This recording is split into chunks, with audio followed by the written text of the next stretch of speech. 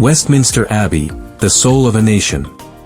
In the very heart of London, standing like a sentinel over centuries of British history, is Westminster Abbey, not just a church, not just a tourist attraction, but a symbol of continuity, ceremony, and collective memory.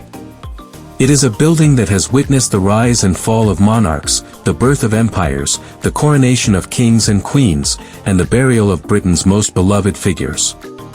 Few places in the world carry as much spiritual, cultural, and national weight as this magnificent Gothic masterpiece. 1,000 years of history. The story of Westminster Abbey begins nearly 1,000 years ago, in the early 11th century. Legend tells us that King Edward the Confessor, one of the last Anglo-Saxon kings of England, vowed to build a great abbey in honor of St. Peter. The result was a grand Romanesque church, consecrated on December 28, 1065, just days before Edward's death. Though little remains of that original structure, Edward's legacy lives on, not only in the building itself but in what it represents, a spiritual center of the monarchy, a sacred stage for the defining moments of British history. But the Abbey as we see it today was largely shaped by another towering monarch, King Henry III, in the 13th century.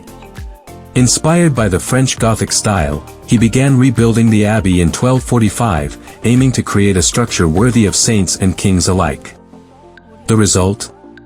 A soaring, vaulted sanctuary filled with stained glass, intricate stone carvings, and an overwhelming sense of divine grandeur.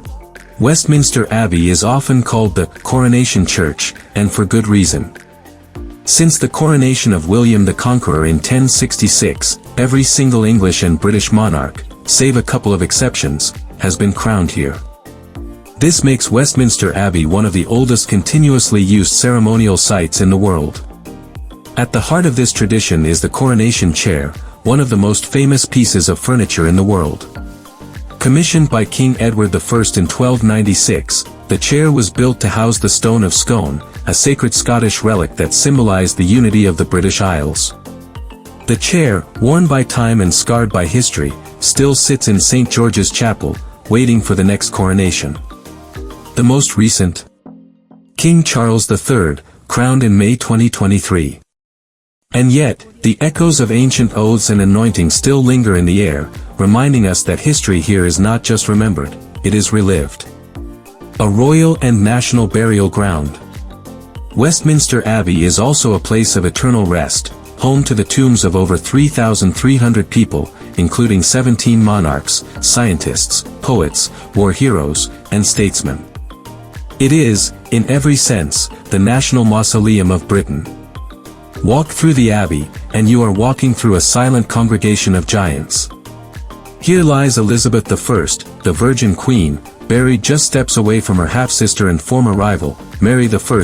Nearby rests Mary, Queen of Scots, whose son would one day unify the crowns of England and Scotland. At the very center of the Abbey is the shrine of St. Edward the Confessor, the king who started it all. For centuries, pilgrims have knelt at this shrine in search of healing, guidance, or simply a connection to the divine. In the Poets' Corner, you'll find the final resting places, and memorials, to Britain's greatest writers, Geoffrey Chaucer, Charles Dickens, Rudyard Kipling, and Thomas Hardy, among many others.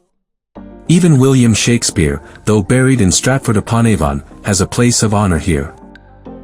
To visit Westminster Abbey is to walk through the soul of Britain. It is where history is remembered not in books, but in stone, glass, song, and silence. It is where the past and present live side by side, where queens are crowned, warriors are honored, and the voices of poets echo into eternity. It is not just a place of worship, but a place of wonder.